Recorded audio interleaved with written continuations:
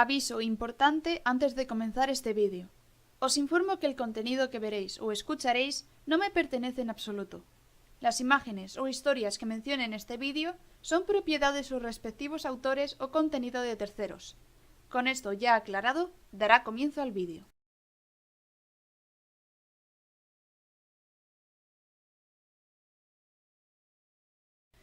Before I start, I must tell you this is the first time I make a summary as an audiobook video.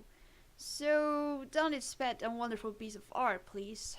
I hope you understand that. So this audiobook is about the story named as The Chrysalids, written by John Wyndham. All the events that will happen in this audiobook is in the protagonist's point of view. So let's begin the whole summary thingy. In chapter 1, David, our protagonist, tells us about how she met Sophie, a kind girl who has an abnormality. She has 6 toes instead of 5, and having abnormalities like that in David's place, Waknook, was severely punished, or worse, killed. He promises Sophie's mother not to tell anyone about it. In chapter 2, David explains about his life in Waknook, telling about his very religious father, what they do with human, animal, and plant mutants, and how dangerous it is to tell Sophie's secret. In chapter 3, she explains to Sophie about the old people, and promises Uncle Axel not to tell anyone about his telepathic power since it isn't normal.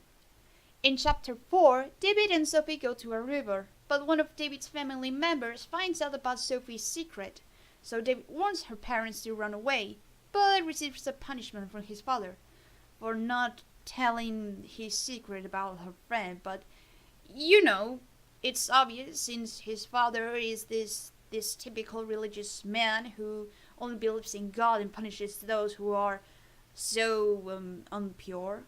You know what I'm talking about. Chapter 5. Petra, David's little sister, is born as one perfect baby, since someone's birth isn't announced until the inspector says it's perfect or not. But his fear to his family discovering his secret increases. Chapter 6. The telepathy group finds out Petra's thought shape ability, which makes it harder to keep the secret. They find out Anne, one of the thought shape group members, and her husband are dead. Chapter 7.